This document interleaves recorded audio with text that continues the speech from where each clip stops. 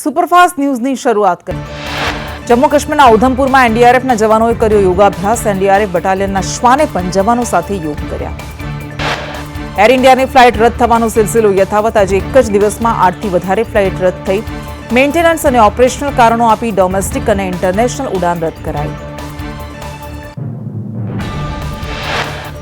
દુબઈથી ચેન્નઈ, દિલ્હીથી મેલબોર્ન, મેલબોર્નથી દિલ્હી, દુબઈથી હૈદરાબાદની ફ્લાઇટ રદ કરાઈ। ડોમેસ્ટિકમાં પુણેથી દિલ્હી, હૈદરાબાદથી મુંબઈ અને અમદાવાદથી દિલ્હીની ફ્લાઇટ રદ કરાઈ। અમદાવાદ પ્લેન ક્રેશ વિમાનનું બ્લેક બોક્સ અમેરિકા નહીં મોકલાય। સરકારે બ્લેક બોક્સ યુએસ મોકલવાની વાતને ફગાવી। બ્લેક બોક્સને વિદેશી પ્રયોગશાળામાં નહીં મોકલાય। બ્લેક બોક્સને ભારતની બ્લેક બોક્સ લેબમાં રખાયું। એર ઇન્ડિયાએ 15 જુલાઈ સુધી 3 આંતરરાષ્ટ્રીય ફ્લાઇટ રદ કરી। દિલ્હી, નૈરોબી, અમૃતસર, લંડન અને ગોવા લંડન રૂટ રદ કર્યા। સુરક્ષા કારણસર 16 રૂટ પર ફ્લાઇટની સંખ્યામાં ઘટાડો। પ્લેન ક્રેશમાં અરવલ્લીના ખંભીસરની મૃતક યુવતીની અંતિમ વિધિ કરાઈ। મૃતક જયશ્રી પટેલની પૈતૃક ગામ ખંભીસરમાં અંતિમ વિધિ કરાઈ। મોટી સંખ્યામાં ગ્રામજનોએ પુષ્પાંજલિ અર્પણ કરી। સુરતમાં એરપોર્ટને નડતરૂપ બિલ્ડિંગના ફ્લેટ ધારકોને નોટિસ અપાઈ। રીસર્વેની કામગીરી પણ શરૂ કરાઈ। કલેક્ટર સૌરભ પારધીએ કહ્યું કે એરપોર્ટના મુદ્દાને લઈને તંત્ર સેન્સિટિવ। કલેક્ટરે કહ્યું કે કેટલીક બિલ્ડિંગને નોટિસ આપવામાં આવી છે। હાલ આખો મુદ્દો હાઈકોર્ટમાં છે। એરપોર્ટ ઓથોરિટીના સૂચનો પ્રમાણે કાર્યવાહી થશે। કેટલીક બિલ્ડિંગનો ભાગ દૂર કરવાની સૂચના અપાઈ।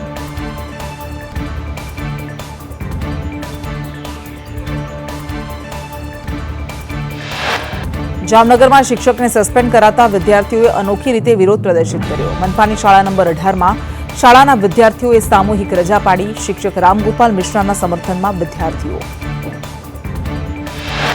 વહીવટી કારણસર શિક્ષણ સમિતિએ શિક્ષકને સસ્પેન્ડ કર્યા। શિક્ષકના સસ્પેન્શનને રદ કરવા વાલીઓએ વિદ્યાર્થીઓને શાળામાં ન મોકલ્યા। વિદ્યાર્થીઓએ કહ્યું કે સસ્પેન્શન પાછું નહીં ખેંચાય ત્યાં સુધી વિરોધ થશે। અમદાવાદમાં 148મી રથયાત્રાની તડામાર તૈયારીઓ શરૂ। રથયાત્રા રૂટની મેયર સહિત એએમસીની કમિટીના પદાધિકારીઓએ સમીક્ષા કરી। રથયાત્રાના રૂટ પર રોડ, રસ્તા રીસરફેસની કામગીરી પૂર્ણ કરાઈ। રથયાત્રાના રૂટ પરના 525 મકાનોને નોટિસ અપાઈ। 200 જર્જરિત ઇમારતો સામે કોર્પોરેશને કાર્યવાહી આદરી। મેયરે કહ્યું કે 20 જર્જરિત ઇમારતોને ઉતારી લેવાય। 30 ઇમારતોને ઉતારવાની કામગીરી ચાલી રહી છે। ટ્રસ્ટી મહેન્દ્ર ઝાએ કહ્યું ટ્રક અને ટેબલો અંગે સરકાર સાથે ચર્ચા બાદ નિર્ણય લેવાશે।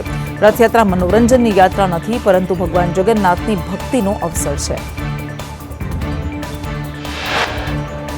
જામનગરમાં ડિમોલિશનનો કોર્પોરેટર દ્વારા વિરોધ કરાયો। કોંગ્રેસના કોર્પોરેટર રચના નંદાણીયાએ સ્થાનિકોને સાથે રાખીને વિરોધ નોંધાવ્યો। સામાન્ય સભા પહેલા કોંગી કોર્પોરેટરે બેઘર થયેલા લોકો માટે વ્યવસ્થા કરવાની માંગ કરી।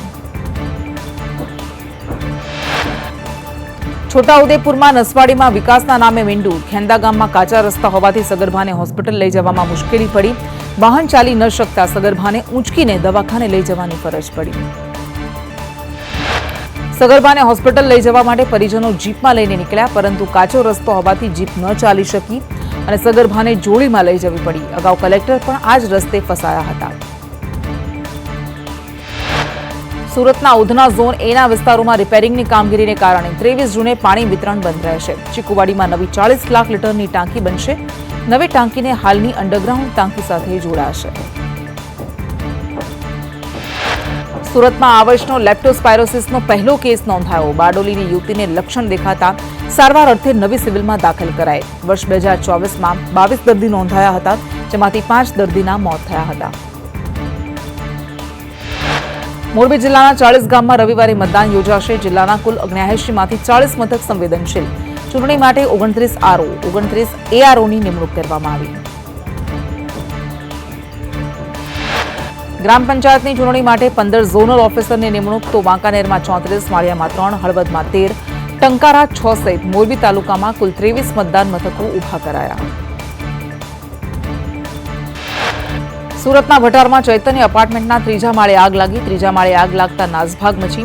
આગમાં ઘરનો સામાન બળીને ખાક થઈ ગયો। ફાયર બ્રિગેડે આગ પર કાબુ મેળવ્યો।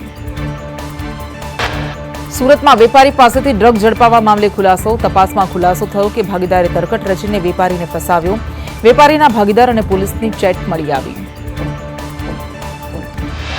વેપારી ડ્રગ કેસમાં ફસાતા કોર્ટમાં તપાસની રજૂઆત કરી હતી, જે બાદ એસઓજીની તપાસમાં ચેટ મળી આવી. પોલીસના દરોડા પહેલાની ચેટ મળી આવી. ભાગીદાર ચિરાગ ગોટી અને પિતા ઘનશ્યામ ગોટી સામે તપાસ.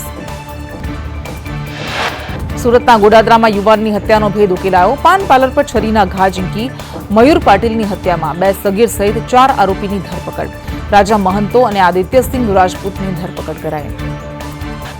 સુરતના રાંદેરની યુવતી બની સાયબર ફ્રોડનો ભોગ. તમારા પાર્સલમાંથી ડ્રગ્સ મળ્યાનું કહી મુંબઈ ક્રાઇમ બ્રાન્ચના નામે યુવતી પાસેથી પૈસા પડાવ્યા. યુવતીને ડિજિટલ અરેસ્ટ કરી 19,91,000 પડાવ્યા.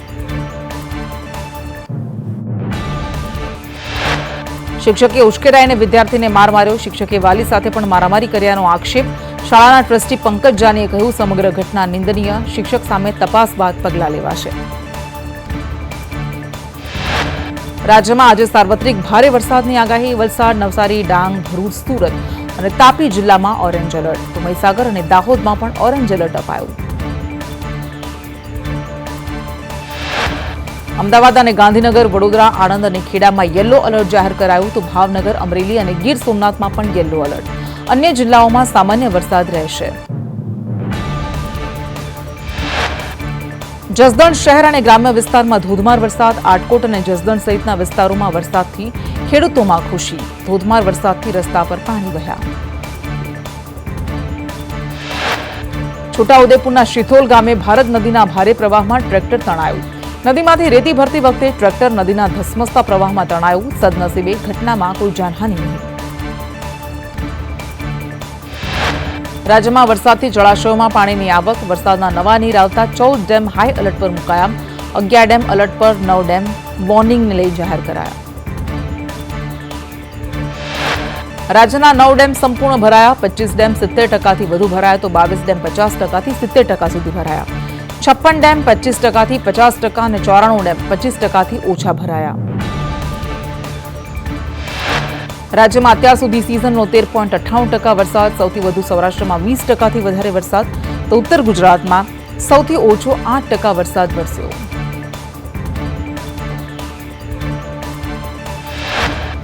રાજ્યમાં ભારે વરસાદને લઈને અત્યાર સુધીમાં 2,639 લોકોનું સ્થળાંતર કરાયું.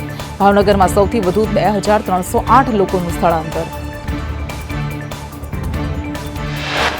રાજ્યમાં કુલ 228 લોકોનું રેસ્ક્યુ કરાયું. સુરેન્દ્રનગરમાં 134, બોટાદમાં 117 લોકોનું સ્થળાંતર. અમરેલીમાં 80 લોકોનું સ્થળાંતર કરવામાં આવ્યું. છોટાઉદેપુરના સુખી ડેમના દરવાજો ખોલાયો. એક દરવાજો ખોલી 1,000 ક્યુસેક પાણી છોડાયું. ભારત નદીમાં પાણી છોડવામાં આવ્યું. ઉપરવાસમાં વરસાદથી સુખી ડેમમાં પાણીની આવક થઈ. સુરેન્દ્રનગરમાં ડાયવર્ઝનના ધોવાણથી વાહન ચાલકોને ભારે હાલાકી. 3 વર્ષ પહેલા ચુડા, બોટાદ, રાણપુરને જોડતો પુલ તૂટી જતા ડાયવર્ઝન અપાયું. પુલના રિપેરિંગનું કામ હજુ સુધી શરૂ નથી થયું. અમદાવાદમાં વરસાદનો વિરામ, પરંતુ સમસ્યાનો અંત નહીં. બોપલના સ્ટર્લિંગ સિટીમાં વરસાદી પાણીનો નિકાલ ન થતા રહીશો પરેશાન. સ્થાનિકોએ કહ્યું કે દર વર્ષે ચોમાસામાં આવી જ સ્થિતિ હોય છે. તંત્રને અનેક રજૂઆત છતાં પણ કોઈ કામગીરી નહીં. વલસાડમાં વરસતા વરસાદમાં અંતિમ યાત્રા નીકળી. બારપુડા ગામે સ્મશાન સુધી જવા માટે 2 પાકા રસ્તાની સુવિધા નહીં. સ્મશાનમાં પાકું મકાન ન હોવાથી પારાવાર મુશ્કેલી. લાકડા પલળી જતા ટાયર બાળીને અંતિમ વિધિ કરાઈ. ભાવનગરમાં ઘૂંટણસમા પાણીમાં અંતિમ યાત્રા નીકળી. ભાલ પંથકના મઢિયા ગામમાં 3 દિવસથી વરસાદી પાણી ભરાયેલા હોવાથી પાણીમાં અંતિમ યાત્રા કાઢવા માટે લોકો મજબૂર બન્યા. અમદાવાદમાં પ્રથમ વરસાદે જ કોર્પોરેશનની કામગીરીની પોલ ખોલી. પારડી વિસ્તારમાં વધુ એક ભૂવો પડતા એમસીએ બેરિકેડિંગ કરીને સમારકામ શરૂ કર્યું. મુખ્ય માર્ગ પર ભૂવો પડતા ટ્રાફિક જામ સર્જાયો. મોરબીમાં કોર્પોરેશન બન્યા બાદ પણ સમસ્યાઓ યથાવત. શહેરના મોટાભાગના રસ્તાઓ ઉબડ-ખાબડ. જનતા ખખડધજ રોડને કારણે ત્રાહિમામ પુકારી ઉઠી. ગાંધી ચોકથી નવા ડેલાને જોડતો રોડ ખાડારાજ. તો માધાપર મેઇન રોડથી મહેન્દ્રપરા રોડ પર રસ્તા ખરાબ. મચ્છુ માતાના મંદિરથી માધાપર સુધીનો રોડ તૂટી ગયો. મોરબીના રોડ રસ્તાની સ્થિતિ ગ્રામ પંચાયત વિસ્તાર કરતાં પણ બદતર. રસ્તાઓ પર દોડથી 2 ફૂટ જેટલા ઊંડા ખાડાઓનું ગાજ છે. ખાડામાંથી મુક્તિ અપાવી સારા રોડ બને તેવી શહેરીજનોની માંગ. વડોદરાના ઘાઘરેટિયામાં રેલવે ગરનાળામાંથી પસાર થતી કાંસ જોખમી બનતા રહીશોની હાલત કફોડી. રૂપારેલ કાંસતા પાણી નાળામાં જતા રસ્તો બંધ થયો. વર્ષોની સમસ્યાનું નિરાકરણ લાવવા લોકોની માંગ. રસ્તો બંધ થતા બાળકોને રેલવે ટ્રેક ક્રોસ કરીને સ્કૂલે જવા માટે મજબૂર બનવું પડ્યું તો સિનિયર સિટીઝન્સને પારાવાર મુશ્કેલી. સ્થાનિકોએ બંને પક્ષના કાઉન્સિલર સામે રોષ ઠાલવ્યો. ભરૂચના હાસોટથી કંઠિયાજાળને જોડતો માર્ગ બંધ થયો. દાંતરા અને બાડોદરા ગામ વચ્ચે પાણી ફરી વળતા રસ્તો બંધ થયો. હાસોટ પંથકમાં 4 ઇંચ વરસાદમાં ખાડીપુલ માટે બનાવેલા ડાયવર્ઝન પર પાણી ફરી વળ્યા. રાજકોટનું હીરાસર એરપોર્ટ ફરી વિવાદમાં આવ્યું. એરપોર્ટની નબળી કામગીરીની ફરી પોલ ખુલી. ટર્મિનલની છતમાંથી પાણી ટપકવાના ફોટો વાયરલ થયા. વરસાદી પાણી ટપકતા મુસાફરોનો સામાન પલળ્યો.